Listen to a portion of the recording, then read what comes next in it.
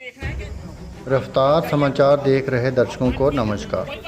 रियासी जिला के खनीकोट में रेलवे टनल हादसे में एक मजदूर की मौत के बाद डीडीसी चेयरमैन शराब सिंह नाग बरसे जिला प्रशासन व रेलवे कंपनी बीसीसीएल पर। देखें रफ्तार समाचार की खास रिपोर्ट।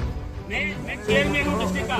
मैं मौके पे आ रहा था। सुनिए, मैं मौके पे आ रहा था। मैंने कहा कि मैंने देखना है कि आप जाइए, आप बात ठीक है, कोई बात नहीं। आप यहीं आप कंपनी की भी बुलाइएगा। कौन है चौकी? ये कौन है पुलिस वाले जो आए क्या? कौन है? वहाँ पे आपने कहा कि लाठीचार्ज करूंगा मैं यहाँ पे, अगर आप यहाँ से। मैं चेयरमैन हूँ डिस्ट्रिक्ट का। मैं मौके पे आ रहा था। सुनिए, मैं मौके पे आ रहा था। मैंने कहा कि मैंने देखना है कि आप जाइए, आप बात ठीक है, कोई बात नहीं। आप यहीं पे आप कंपनी की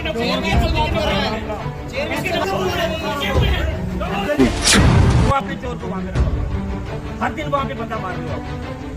वो रिस्पॉन्सिबिलिटी काउंटेबिलिटी आपने पुलिस खरीदी है, सारी दुनिया थोड़ी खरीदी है। जाइए आप उनको बुलाइए। कोई यहाँ पे कोई पोस्टमार्टम नहीं होगा जब तक आपको जो केआरसीएल पे होता है सब पे कैसे देंगे? क्या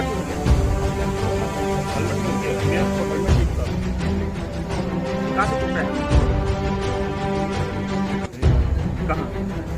अच्छा, इतने से ब्रेक के बीच में वो पत्थर, इतने ब्रेक में आपका बहुत बड़ा बोल्डर था, इतने से के बीच में से पत्थर चला गया अंदर। What nonsense? मेरा नाम है गुरदेव सिंह, आरओ खनीकोट से हूँ सर। सर बात ऐसी है कि कल का एक कैजुअलिटी हो गई हमारे खनीकोट में T13 में एस्केप टनल में। तो सर वो डेड बॉडी इधर लेके आए हैं, अभी पोस्टमार्टम की रिपोर्ट बना रहे हैं। तो सर बात ऐसी है कि उधर सर जो भी क्वालिटी की बात कर रहा हूँ मैं, क्वालिटी में जो भी क्वालिटी लगा रहे हैं उधर घटिया किस्म की क्वालिटी लगा रहे हैं। तो सर हमारी यही डिमांड है कि सबसे पहले इन्वेस्टिगेशन होनी चाहिए और उसके पहले सर जो ये कैजुअलिटी हुई है इसका कुछ इंश्योरेंस वगैरह मिलना चाहिए सर।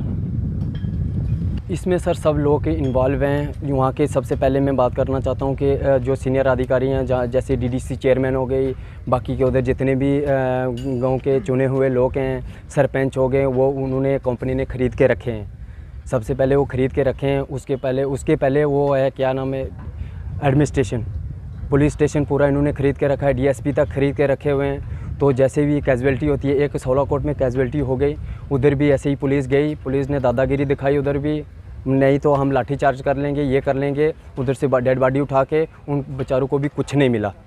तो आज भी कल का भी यही हुआ है। उधर से ये हमारे धरोड़ के SI हैं, उन्होंने बोला उधर जाके कि इधर से डेड बॉडी उठाओ और ले जाओ। तो वो साथ में वो भी इधर आए हुए हैं। तो हम यही अपील करना चाहते हैं सर कि इनको जो इंश्योरेंस है एज़ पर गवर्नमेंट रूल, और हम इन्वेस्टिगेशन चाहते हैं। ये जहाँ पे ये घटिया किस्म की क्वालिटी लगा रहे हैं खनीकोट में, सोलाकोट में और डुग्गा की बात कर रहे हैं सर। 2 साल पहले मैं सिविल फोरमैन का काम कर रहा था। मुझे ये देते थे 3 मीटर का रॉकबोर्ड। मैं सिविल फोरमैन का काम करता था उधर अंडर टनल में।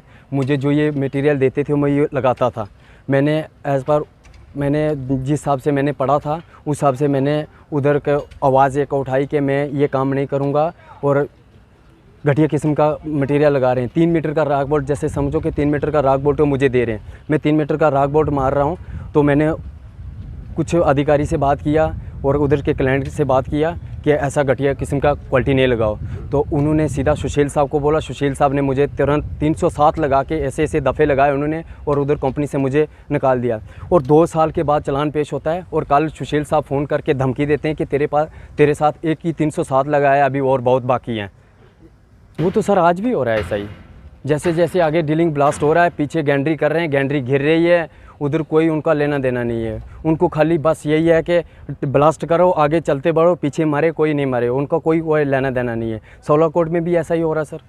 सोलाकोट में भी, डुग्गा में भी ऐसा सब सिस्टम हो रहा है। अपनी बात आप बुलंद क्यों नहीं करते, अपनी बात क्यों नहीं उठाते आप प्रशासन के समक्ष, जहाँ फिर जम्मू कश्मीर प्रशासन के समक्ष रखते हैं कि जो घटिया मटेरियल लगाया जा रहा है, आपके लोगों पे ऊपर दबाव बनाया जा रहा है, झूठे केस लगा, तो आप अपनी आवाज़ क्यों नहीं उठाते? वो सर हमने पहले भी उठाई थी। ये जो अशोक क्या नाम है उसका, उत्तम सिंह वगैरह ठेकेदार थे, उन्होंने भी आवाज़ उठाई थी। पैसा मिलता है उनको, वो पैसा दबा देता है और उसके बाद कोई हमारी बात सुनने के लिए तैयार नहीं है। 2 साल से पहले हम यही बात कर रहे थे सर कि हमारी कोई बात सुने, तो हमारी कोई बात ही नहीं सुनता है सर। पिता वो कोख क्या देखेगी जब उसका बच्चा जो 10-12 हज़ार रुपये के लिए इतनी दूर भेजा था, उसकी जब डेड बॉडी वहाँ पे। और सबसे शर्मनाक बात यह है कि इस वक्त तक ना इनका EPF कटता है, ना इनको किसी किस्म की, जो आप मुझे बताएं कि ये हार्डली में इनको पूछा था 10-12 हज़ार रुपये सिर्फ देते हैं। तो मैं भगवान की कसम करके कहता कि आज मेरा दिल इतना पसीजा कि मैं इस्तीफ़ा देता, लेकिन उसका इस्तीफ़ा देना जो है इसका हल नहीं है। लेकिन मैं लड़ूंगा, इनके साथ लड़ूंगा। इन बच्चों को डरा के रखा है।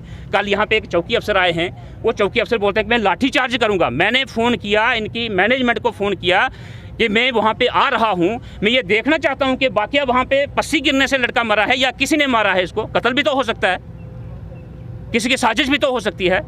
अगर पस्सी गिरने से ही लड़का मरा है तो हम वहाँ पे जा करके मुआयना करेंगे, हम ऑडिट करेंगे कि वहाँ के वर्किंग कंडीशन वर्कर्स के ठीक हैं कि नहीं। ये तो बंधुए मजदूर रखे हुए हैं। ये देखिए कितने घबराए हुए, कितने डरे हुए लड़के हैं। ये तो बात नहीं कर रहे थे। और मुझे माननीय हमारे जो रेलवे मंत्री साहब थे, जब मैंने उनको बोला कि ये लोकल लोगों को यहाँ पे मजदूरी तक भी नहीं दे रहे हैं, उन्हें पूछा कि इसका कारण क्या है। मैंने कहा कारण इसका ये है कि इन्होंने बाहर से लेबर ला करके एक्सप्लॉइट करनी होती है, उनको डरा के काम लेना होता है। बाहर के होते हैं, गरीब होते हैं, मजबूर होते हैं, लाचार होते हैं, असहाय होते हैं। किसको बताएंगे यहाँ पर आकर के? अगर किसी लोकल के साथ होगा तो वो चिल्लाएगा, वो अपने हक के लिए लड़ेगा, वो उठ के आवाज़ उठाएगा। तो मैं समझता हूँ कि इस वक्त तक रेलवे की तरफ से, KRCL की तरफ से यहाँ पे कोई नहीं आया, जबकि सुबह से उनको मैंने मैसेज दिया हुआ है कि हम वहाँ पे जा रहे हैं। ठीक है, बच्चा अगर मर गया है उसका हल यही है कि उसका पोस्टमार्टम हो करके उसके जो लोहाकीन हैं उनको हमने लाश जो है वो सुपुर्द करनी है, लाश ख़राब ना हो। ये इतनी तो अगली डेड बॉडी पता नहीं किस गरीब बच्चे की होगी जिसके माँ बाप ने अपनी कोख जो है खाली करके यहाँ पे इनको सौंपी है कि आप कमा करके बच्चे हमारे यहाँ पे अपने भाई बहनों और बूढ़े माता पिता को 10-15 पेट जो हैं भूखे पेट उसमें कुछ डालोगे, उसकी डेड बॉडी जो है उसके घर पे पहुँचेगी। बहुत शर्मनाक बात है। मैं इसके लिए लड़ूंगा, मेरी पार्टी मेरे साथ खड़ी है, ये मेरे जिला के प्रधान हैं, ये यहाँ पे खड़े हैं। कोई लड़े ना लड़े, भारतीय जनता पार्टी इसके लिए लड़ेगी, चेयरमैन इसके लिए लड़ेगा। मैं इसी मसले में बहुत शीघ्र ही मैं LG मनोज सिन्हा के साथ मिलने वाला हूँ और वहाँ से उनसे बात करके अगर मसला हल नहीं होता है तो मैं हमारे गृह मंत्री अमित शाह जी से मिलने वाला हूँ, लेकिन मैं छोड़ूंगा नहीं। जो नंगा यहाँ से नंगी आप नंगा इसके ऊपर कफन भी नहीं डाल रहे हैं आप वर्कर से पैसा इकट्ठा करके उसके गरीब बच्चे की लाश जो है उसको वापस कर रहे हैं। शर्म होनी चाहिए आप लोगों पर। आज इसको माकूल कंपनसेशन के साथ यहाँ से रवाना करेंगे, तब तक हम यहाँ पे बैठे हुए हैं और हम डेड बॉडी नहीं जाने देंगे। आए दिन हम वीडियो देखते हैं, जो लोग अंदर काम कर रहे हैं वो ये बताते हैं वीडियो, वहाँ का वीडियोग्राफी करके, कि जहाँ पे एक स्टैंडर्ड मटेरियल लगना था वहाँ पे ड्रम पता नहीं क्या डाल करके ताकि वो उसमें कम लगे और बाहर से उसको वो शॉर्ट कंक्रीट मार करके ऐसे करके टनल जो है वो कर रहे हैं। मैं इसकी पूरी पुष्टि नहीं इसलिए नहीं करता क्योंकि मैंने खुद नहीं देखा है और ना मैं इसका टेक्निकल कोई एक्सपर्ट हूँ, लेकिन जिस भी बच्चे ने वो वीडियो बनाई या तो उसको उन्होंने ख़रीद लिया या नौकरी से निकाल दिया। मारा नहीं, पंजाब का है कोई पता नहीं कौन सा, लाल सिंह के क्या नाम है उसका, वो दाड़े मार रहे थे। अगर आप बोलेंगे, अगर आपने जवान खोली, लाल सिंह नाम है उस ठेकेदार का, हम फ़ौरन आपको इस काम से निकाल देंगे। और ये चुप हो गए बेचारे, पेट का मसला है, घर में 10-15। मैं डिस्ट्रिक्ट एडमिनिस्ट्रेशन से पूछना चाहता हूँ कि क्या एक जो गुज्जर लड़का, गरीब लड़का था सरथल कोट का, हनीफ, जो सावलाकोट में जिसने जान दी, क्या उसके हकूक ये नहीं कहते थे कि उसकी इंक्वायरी बैठाई जाए कि किन हालात में वो बच्चा मरा है? वो बच्चा अंडर एज बताया जाता है। कैसे कंपनी ने, मैनेजमेंट ने वहाँ पे अंडर एज लड़के को बैठाया? और मैं बता दूँ आपको, पिछली जो यहाँ पे डिप्टी कमिश्नर थी मैडम इंदु कंवल महोदय, उन्होंने एक इनकी BCCL कंपनी की मैनेजमेंट पे सुशील कुमार है कोई, उसकी एंट्री बैन की थी वहाँ पे कि ये सब फसाद और सब जितने भी वहाँ पे 2 नंबर के काम होते हैं ये उसकी जड़ है। और मेरे सामने की बात है, उसको प्रतिबंध लगाया था कि ये इस कंपनी में काम यहाँ पे जब तक मैं डिप्टी कमिश्नर यहाँ पे नहीं रहूँ। आज फिर वही काम कर रहा है। और कल उसने एक लड़के को फ़ोन करके धमकी दी है। कहाँ है वो लड़का जिसको धमकी दी है कि अगर ज़्यादा जवान खोलोगे आपके ऊपर पहले 307 लगाया था, अब हम PSA लगवाएंगे। और इन लड़कों पे PSA रिकमेंड किया था यहाँ से डिस्ट्रिक्ट पुलिस ने। किस तरह से इस चौकी अफसर ने बात की है ये मैं बताऊँगा इसके हायर अफसर के एक चेयरमैन के साथ किस तरह से बात की जाती है। मैंने सिर्फ इनको पूछा कि आप बताएं कि आपने जो नक्शा मौका है मुझे बताएं। आपने नक्शा मौका जो कहते हैं कि नहीं जी अभी हमने बनाना है, नक्शा मौका इसने बनाना है। अभी नक्शा मौके का क्या मतलब होता है? मौके पे नक्शा बनाया जाता है। इतनी जल्दी क्या थी कि वहाँ से लाश जो है, ये तो इस तरह से हो गया जनाब, मैं हैरान हूँ कि इस तरह से हो गया जैसे लाश किसी का कत्ल करके लाश ठिकाने लगाने